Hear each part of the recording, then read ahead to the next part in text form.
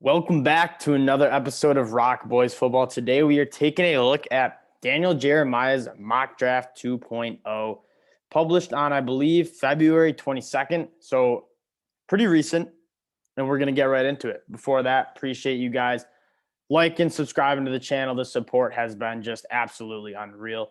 Appreciate everything you guys have done for us. We love pumping this content out. Jacksonville Jaguars go Evan Neal, gaining a lot of traction as being the first overall pick. DraftKings has him at plus 120 now to be the first overall pick. To be honest, I don't even know if I have him as my first overall tackle. He's very good. Charles Cross, man, the more I watch of him, the more I think he might be the best tackle in the league. But I think Evan Neal, with like the just freak athleticism, the size and the strength, technique maybe needs to be cleaned up a little bit, but I can absolutely see why you're mocking him to be the first overall pick. Aidan Hutchinson falls a second. I mean, that's going to be a dynamite pick for the Lions. I've seen some like Kyle Hamilton mocks, but I just go get Aidan Hutchinson, who's going to be a great guy in the locker room. He's obviously just a phenomenal player, probably the best player in college football last year. Hometown kid. It makes all the sense in the world. I think Dan Campbell and the Lions just absolutely sprint that pick in. Kyle Hamilton to the Texans. Again, yeah, here we go. I wouldn't be shocked if the Texans try to trade down out of the spot. They have so many holes, so many needs. You might just want to acquire draft capital. That being said, third best prospect on the board probably is Kyle Hamilton. So if they stay in that spot, I think you should be able to expect Kyle Hamilton to the Texans. Maybe offensive line too, especially if Laramie Tunsil might be on the move.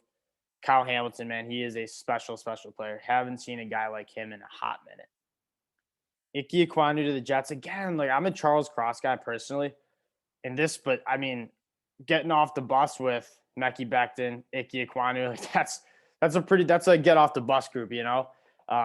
Absolute. Both guys are mammoths, maulers, and the Jets just go to rebuild the offensive line. I think they could go secondary. I think if Kyle Hamilton's there at 4, that's a dynamite pick for them. I think Derek Stingley could be considered 4 too. But Ike Ekwonu, I think they want to get back to running the football, and Ike Ekwonu is going to help with that big time. The New York Giants go Travon Walker from Georgia. Okay, I get it. Unique talent because of his size and athleticism. He's going to test really well. He's a very good athlete. I think he's very much like Rashawn Gary. I believe he was a 5-star out of high school. Very talented, but I think he's a little bit raw and like he's not I wouldn't say he's a playmaker. I think he's a solid guy who can stand up defenders and be good in the run. But like we just didn't see the pass rush that I think you want for a top 5 pick. I'm much more leaning at Kayvon Thibodeaux, Jermaine Johnson, even George Karlaftis over Trayvon Walker. I get it. He's big. He moves really well, and he's strong. Very, very strong. I just if you're going to take an edge, like you got to get a guy who can rush the passer. I just don't think Trevon Walker has that in him. He just didn't put enough of that on the film there at Georgia. At 6,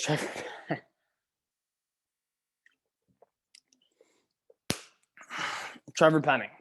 I think he's got some work to do. I mean, he wasn't that impressive when he goes up against the top guys. When he was working against Iowa State, Will McDonald, Arike Ezuwari, 2 really good linemen for Iowa State. Even at the Senior Bowl, like he's got some work to do. I get it. Another get off the bus guy. I think he goes 6'7", 340. Like he's an absolute monster. He's got some nasty in him too. But the Panthers want to get a guy who can protect the quarterback. I mean, that's what they've been missing in that left tackle. And I think Charles Cross would be the pick here. I absolutely get Charles Cross being the pick here. I don't think Trevor Penning's worth a top 6 pick. I think he's got too much work to do. Giants go Drake London. Honestly, with the wide receivers, I get it. It's whatever your cup of tea is. Giants might want a bigger body guy. I feel like they got that with Kenny Golladay, so I don't know if I'm going Drake London here. I personally value the wide receivers that can separate better. Drake London can separate, but not at the level of Garrett Wilson and Chris Olave, a Jahan Dotson can. But he brings a different skill set to Daniel Jones, and I don't hate the pick of surrounding Daniel Jones with more talent. I just feel like the Giants have put so much stock in capital, whether it's free agent, whether it's in the draft last year with Kadarius Toney, into that wide receiver position. I don't know if that's where they should go again, especially with a guy like Charles Cross on the board. I mean, you get Andrew Thomas, who seems to be coming along, Charles Cross. That's a very good bookend of tackles, a position that's been very bad for the Giants lately. That's where I'm going with this pick. Drake London. I'm not as high on him as I am others. And more, it's just because he's not my preferable wide receiver. At 8, Kayvon Thibodeaux, that's the steal of the draft. I mean, I don't get why this dude is falling that much. I've been beating the drum that Aidan Hutchinson's better, but it's not by much. Kayvon Thibodeaux, you turn on the film, like he's very good. He's very good in the run game and has elite pass rush level 2. One of the highest floor guy or highest ceiling guys in the draft. Maybe there's character concerns because he wore sunglasses inside. Hey, newsflash, he's a young kid. He likes to be fly. I mean, that's just his style. I don't think you'd have any worries about his concern because he decided to wear sunglasses inside. Quite frankly, think it's a little ridiculous that he's falling this low. Pick number 9, Jermaine Johnson, and he's my guy. I love him. The film on him is just phenomenal. Edge number 3 in the class. Pair him up with Bradley Chubb. It's going to be a very good pass rush. I don't know if they'll have this pick, especially if Aaron Rodgers gets traded. We'll see in the next coming probably a couple of days at this point. But I love that pick. Jermaine Johnson's absolute dominate. That's not the right word. Dynamite player. Brandon's going a little slow today. Sauce Gardner. Again, I don't think Sauce Gardner's CB1. I think Derek Stingley, especially when he gets to the combine and test, I think a little bit of prospect fatigue. Derek Stingley had just an absolute dummy true freshman year. The film, the ball skills were just phenomenal. I think once he gets to the combine, he tests out of this world. He starts seeing the highlights from 2019 again in his true freshman year. I think that'll start changing a little bit. I think the Jets go. I don't hate that they go cornerback here, but I think Derek Stingley's the pick. Again, I'm high on Sauce Gardner. He's a top 15 prospect of mine, but Derek Stingley's a top 5 prospect of mine. I think Derek Stingley, he's going to be special. Now, if Derek Stingley starts having some injury concerns towards the combine and some more question marks and red flags coming up, now maybe I'm talking about Sauce Gardner moving up above him, taking the CB1. But as of right now, I'm still taking Derek Stingley. You can't ignore what you saw him do as a true freshman. The Commanders go Kenyon Green, so the quarterbacks continue to slip. I think they need to go quarterback. I mean, just as a proof of concept, you can't trot out Taylor Heineke again. You just simply can't do it. You don't know how this offense is going to look. You want to get a feel of what this offense is going to look like. He's saying it's a Brandon Sheriff replacement. Kenyon Green's the best interior offensive lineman outside of Tyler Linderbaum in the class. I think he can play tackle as well. I love the prospect. If you're going to play in that guard, there's guys who you can get in day 2 and even early day 3 who I think will give you very similar production inside. So I just don't know if I can justify taking a guard that high. That being said, I love the prospect. Trent McDuffie. So Derek Stingley continues to fall. I like Trent McDuffie, top 20 prospect of mine. I think he fits in certain zone schemes. I'm going Derek Stingley, but Trent McDuffie, the short area quickness. I mean, we got into it a lot with the cornerback breakdowns, but his ability to just break on the ball with his eyes on the quarterback is disgusting. Very good. I want to see how he runs the 40. He's got a little bit shorter. So the length and the long speed is a little bit of a concern. That being said, I mean, the film that he put out in the Pac-12 is just phenomenal. I just worry that maybe also was he tested? I mean, the best air raid offense that you had, or the best offense you saw was maybe Oregon, and Anthony Brown can't throw. So, was he tested at an elite level? I'd like to see him play in the SEC and see how he did, like a Roger McCreary did. Those guys are ranked pretty similar to me. Browns go George Karlaftis. Yeah, Kalani's in free agency. They're probably not getting him back, and I like that pick. I like George Karlaftis. I think I have him a little bit lower than most. I'm going Garrett Wilson here or Chris Olave. Give Baker a guy who's going to be able to separate. Give him a target who's going to be wide open, especially with Jarvis Landry. I mean, we're having some question marks about his health and whether he might be back. I want to give Baker another wide receiver. Leave no doubt. If this is Baker's year to prove it, give him the tools to make it happen. I mean, Anthony Schwartz, Donovan Peoples-Jones, they ain't cutting it. They're both fast. That's about it. I mean, I watched Donovan Peoples-Jones every game when he was at Michigan. He couldn't stay healthy. He didn't really show much outside of just being a big, fast player. 14, Ravens get Derek Stingley, steal the draft so far. I think if Kenyon Green's there, they might get him. I think if Tyler Linderbaum's there, they might get him. But I mean, Derek Stingley, if he's there at 14, you go get him, especially just with all the depth problems and the injuries that plague the Ravens in general, especially in the secondary. Um, Derek Stingley is a dynamite pick here. Top 5 guy at 14. Take that every day of the week. Philadelphia Eagles, go get David Ojabo. He's a polarizing prospect. He's got a lot of work to do. I mean, like, you might not be able to play him in rundowns. He just didn't really show like he can stand up blockers and bench them out and play in the run game, hold the edge. That being said, just the freak athleticism. I mean, he's like a state champ sprinter, and he put it together on film too. A little different from Odafe Owe, who the Ravens took last year, who was very raw, but very athletic, but very raw. And you didn't see any production yet. This dude had 11 sacks. Yes, he benefited from being on the other side of Aidan Hutchinson, but he showed that he's cleaning up the technique and he's getting after quarterbacks. He's relentless. Probably one of the highest ceilings in the draft. And if this dude puts it together, I think he could add a little bit more weight to the frame too to help him in the run game. He is going to be a very special player. Do a lot of things with him. Drop him out in coverage in the flat. He's a phenomenal athlete. I don't hate this pick that much. He's not necessarily my cup of tea because I think there's a lot of questions. But at 15, I think that's a decent spot for him. Eagles back-to-back. They go get Devonte Wyatt. So Devonte Wyatt jumps up as a interior defensive lineman 1. You watch his film, and it's not that impressive, but I think that has to do a lot with the scheme. A lot of two-gap, a lot of him taking on double teams. The scheme in defense was to free up the linebackers. It wasn't necessarily for those guys on the inside to dominate and be disruptive. So there wasn't many times where he's getting in the backfield, more just taking on blocks. So then Nakobe Dean, Channing Tindall, Quay Walker can fly around, make some plays. Goes to the Senior Bowl, and he just lights it up. I mean, he was the best guy at the Senior Bowl, arguably one of the best guys at the Senior Bowl. Again, I like the prospect. I think it might be a little high, especially with some of the linebackers that are still on the board. Yeah, I mean, good player, though. Really good player. Chargers get Chris Olave. So, yeah, questions about Mike Williams coming back to the squad. Chris Olave, I love it. I love that he's wide receiver, too. He's just an absolute technician. I love Daniel Jeremiah. Obviously, we don't agree on a ton of prospects right now. That being said, I'm happy that he recognizes Chris Olave as just a guy who can separate and is absolute technician. Look at the wide receivers who were dominating last year. Cooper Kupp, Devonte Adams. Those guys are no world beater athletes. What they do know is how to play football and separate. They're good football players. They separate off the line of scrimmage and have great hands. That's Chris Olave.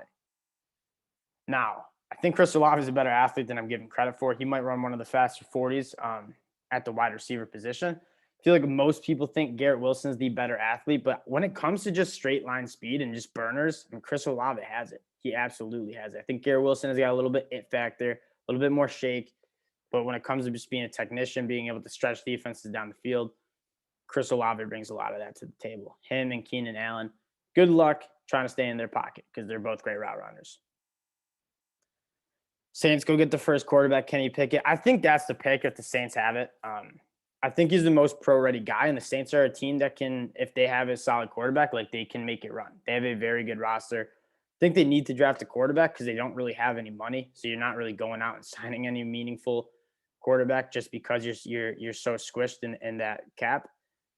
Draft one, get one on your books that's cheap on a rookie deal. Kenny Pickett's the guy who can come in, start immediately. Do I have him as QB1? No, because I think he's relatively capped with the arm strength. I think Malik Willis is a guy who can do a little bit more with being an athlete and with the ball. But there won't be many more like consistent quarterbacks than Kenny Pickett. I mean, he is just about as solid as they come. Very experienced. And one other thing you love is 3-year starter at Pitt, and he got better every single year. Could have went to the draft last year, probably would have been a day 3 pick. Comes back to school, and now we're talking about him being in the first round, top 10 pick. He had a phenomenal year, showed a lot to like for NFL scouts. I get this pick. And you're playing in a dome, so the hand size. The hand size isn't necessarily a problem. You're playing in a dome a lot of your games. Philadelphia Eagles go get Garrett Wilson. Dynamite pick. Again, I feel like Devonte Wyatt could have been replaced with a linebacker, and that really addresses some of those needs. Garrett Wilson, he's my wide receiver 1 on the board, getting him at pick 19. A lot of questions about Jalen Reagor. Pair him up with Devontae Smith, and all of a sudden that's a pretty solid wide receiving group, especially if you want to see what Jalen Hurts has. Pittsburgh Steelers, you'll get Malik Willis. I mean, Mike Tomlin's got to be done with having Big Ben, just an absolute statue in the pocket, wants a quarterback who can extend plays with his athleticism. Malik Willis can do that. No secret that Ben Roethlisberger or Mike Tomlin likes Malik Willis. Apparently just absolutely fouled him all around at the Senior Bowl week. I love Malik Willis. I love what he can do. Patriots go get Devin Lloyd. This has been a popular pick. I'm more of a Nakobe Dean guy, but I get the length, the ability to cover Devin Lloyd, the ability to blitz off the edge. Saw some people comparing him to Micah Parsons. I don't think he's quite the athlete that Micah Parsons is. Like, yeah, he put on film, like winning around the edge and blitzing off the edge, and that's good. And that's what Micah Parsons has been doing a very good job of at the NFL. But I think that's because Micah Parsons is just a different breed athlete. I think Devin Lloyd's a little bit capped with the athleticism. He's got great ball skills. I believe he had 3 picks and more than 5 passes defended. He gets his hands on the ball. Converted safety wide receiver, so he's got the ball skills. He's got the feel and coverage. Very smart. I mean, there's not many reps where you see Devin Lloyd just like not around the football. Always around the football, filling in the gaps. He's good. Linebacker 1B. I got Nakobe just edging him out, but it's very close. I won't gripe too much about this pick. 22, the Raiders go get Charles Cross, deal the draft, number 1 offensive tackle. Alex Leatherwood experience went south pretty quick. Just really couldn't block. Kicked him in the guard. I think Charles Cross, he knows, is going to be a guy who's going to come in and he's going to play at a very high level. Best pass protector in the class. Love the pick. Cardinals are going to get Kyler Gordon. Yes, Kyler Gordon has absolutely tremendous athletic capabilities. Jumps out of the gym. He's going to run a blazing fast 40. It's just Trent McDuffie's going above him because he was more dominant. I mean, this guy was clearly CB2 on that team. I'm more of a you got to go by the film guy. Yes, physical attributes matter, especially at the cornerback position. But you didn't see Kyler Gordon dominate as much as a Trent McDuffie and really as much as a Roger McCreary. Yes, Roger McCreary is capped with the length and maybe not the athlete Kyler Gordon is. But when it comes to just being a good cornerback, I think he's a better prospect. But, I mean, I can see the hype about Kyler Gordon for sure.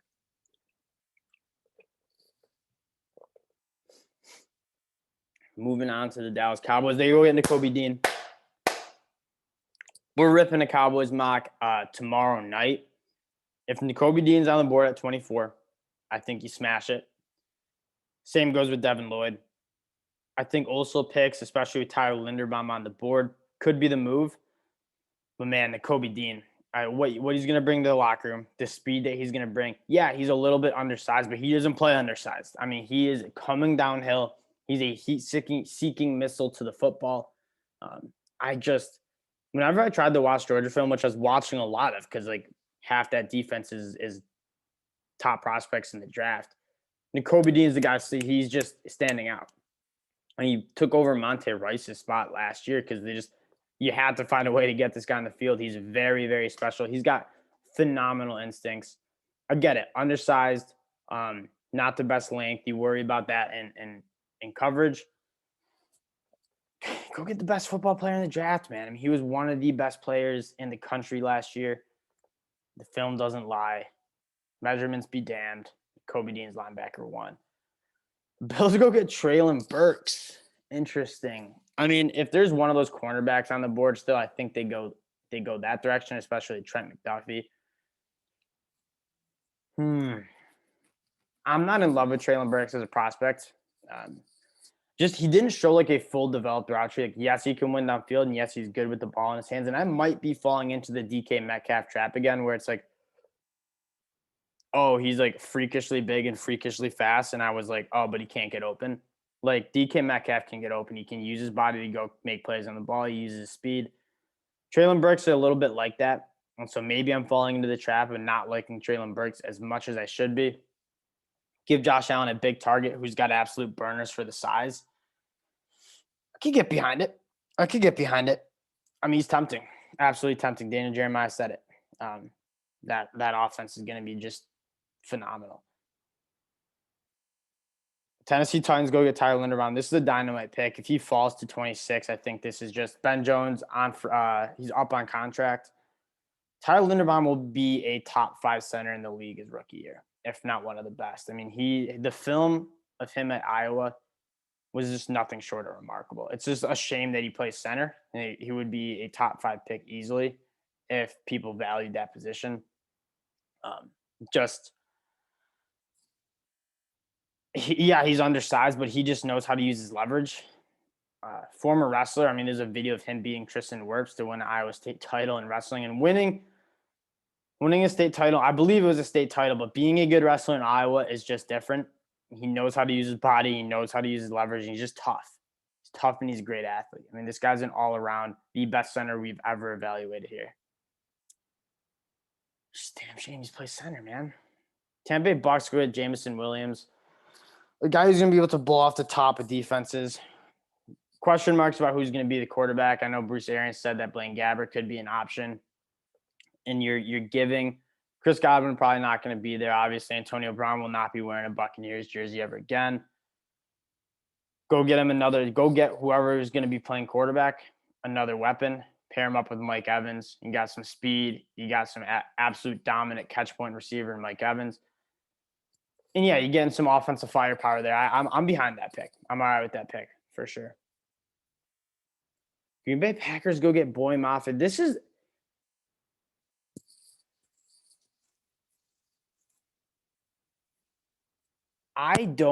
I'm not seeing what it is with Boy Mafe that everyone else is. Like, apparently he's a freak athlete. And yeah, he was great at the Senior Bowl. Absolutely. And the film was pretty solid. But, like, I don't see, like, that top-end athleticism. He's one I'm interested to see at the Combine because I just don't see that top-end athleticism that everyone else sees.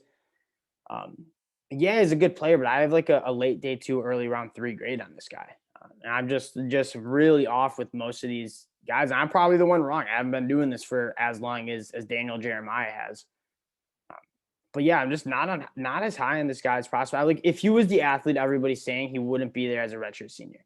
That's kind of my take on it. Like, if he was the freak athlete that everybody thought he was, he would have gone to the draft earlier than being a redshirt senior. That's my take. Tyler Smith, that's the first time I've ever seen. They must be just trying to get a pro-ready tackle because there ain't many pro-ready tackles at the end of this draft. If I'm the Dolphins, I'm going to get a free agent, a veteran free agent. They've tried building through the draft, and they just, quite frankly, have missed. I mean, Austin Jackson was just a horrible miss. Liam Eichenberg, I'm not ready to throw in the towel yet. I think he's still trying to figure it out. They just got a bunch of guys who just aren't that good up front. I'd rather go pay for one that you know is going to be good, especially when you're picking 29. I mean, if Charles Cross is here, you fire on him, and I'm very happy with that. But there's not many guys outside of those top 3. Evan Neal, Ikem Ekwonu, who I have questions about, and Charles Cross. There's not a tackle after that I feel great running out there week 1. The Dolphins need one week 1. And so whether you're trading up or getting one in free agency, you got to figure out how to get one of those 3 top tackles or one in free agency. Because that O-line needs to get fixed. Tua's not going to make it. He's just not going to make it. You can give him all the offensive firepower you want. You can't protect him. Dax Hill, the Chiefs. This is a dynamite pick. I've seen this mocked a bunch. We've mocked him there. Dax Hill special. Played nickel cornerback this year for Michigan and was extremely good. Having a safety who can walk up, cover guys in the slot and man coverage and stay in their hip pocket is absolutely massive. You can do so much with Dax Hill. And quite frankly, yeah, he can play. I agree. I mean, he's going to run a sub 4.4. He absolutely has burners. So he can play center field and has tremendous range at the back end. 3 interceptions on the year. He has good ball skills, and he's great in man coverage. Yeah, maybe he's not as good of a box safety, although he's pretty damn good. I blitzed off the edge plenty, got home a couple times, flies around the field, obviously, with just phenomenal speed. A little bit undersized, but he plays tough. I mean, he's a top 20 prospect on my board. The Chiefs get him at 30. This is going to be the absolute steal of the draft here. I love Dax Hill. And that's not because I'm in Michigan. Maybe it's a little because I'm a Michigan fan, but I also love Dax Hill. I like Dax Hill a lot. Bengals obviously need an offensive tackle. They're another team where it's like it needs to happen now. And you're picking at 31, you're probably not going to get a starting ready tackle. And so you got to go into free agency. Teron Armstead, maybe trading for Laramie Tunsil. Do something to get a tackle who you know is going to be good. And then I'm fine with the pick. Like I'm very high on Bernie Ryman. My brother's done a lot of film on him. He's done a lot of film on him and Trevor Penning, and he says Bernie's just way better. Again, a guy who's from Austria, was 240 pounds 2 years ago, playing at 300. He still has some work to do on the frame. Like I think he can fill it out a little bit more. He's extremely strong. Benches like 450. Great athlete. You can see that he played tight end. He's a very good athlete. Needs to clean it up with like technique a little bit. I think he plays with wide hands. I don't know that much about tackle film evaluating. People can get into him a little bit. Had a rocky Senior Bowl, but he's going to be special. I think his movement skills are really special, but I think he might take a year or two in the NFL before he's ready to rock and roll. Last pick of this draft, Jordan Davis falls to the Lions. I'm just not a Jordan Davis guy. I mean, this is decent value because Jordan Davis is going to come in and be very good at what he's asked to do. Just to be a force in the run, take on blocks, stand up double teams, and just be a big body in there on first and second down. That being said, how willing are you to spend a first-round pick on a guy who can only play 2 downs? I'm not very willing. So I have a lot of question marks about that. I think at 32, the value is a little bit better. But again, this wide receiving group needs so much help. Jahan Dotson's still on the board. That's probably where I'm going instead of Jordan Davis here. Jared Goff's clearly probably not the future. Probably going to have another bad year. Jahan Dotson, Amon-Ra St. Brown, TJ Hawk, hopefully. They'll be all ready when you're taking a rookie quarterback next year in the top 5. You get Bryce Young, CJ Stroud. Pair him up with Dotson, Amon-Ra St. Brown, who is extremely impressive. And maybe you go get one more wide receiver in next year's draft. And you're ready to rock and roll. I mean, the Lions are getting close. I really think so. I think Dan Campbell is going to turn it around. They're going to have one more year of Jared Goff, and then they're going to be ready to rock and roll. And that's with Bryce Young, CJ Stroud, the future of the Detroit Lions. But it's going to be one more year. I was in that camp. I'm a Bills fan. So I've been in the camp where it's like you got to wait. You got to wait your turn and develop. I mean, the Lions are in such a deep pit, and they're crawling out. They're biting kneecaps. They're crawling out. But it's going to be one more year. And then they get a quarterback, and they're ready to rock and roll. That's it on the first round mock of Daniel Jeremiah. Honestly, some crazy picks. I think the most wild one is Travon Walker going at 5. I have him at a back end first round, early day 2 pick. I don't love the idea of jumping up and getting a guy who just hasn't shown the ability to rush the passer, especially when you have KT, Jermaine Johnson still on the board.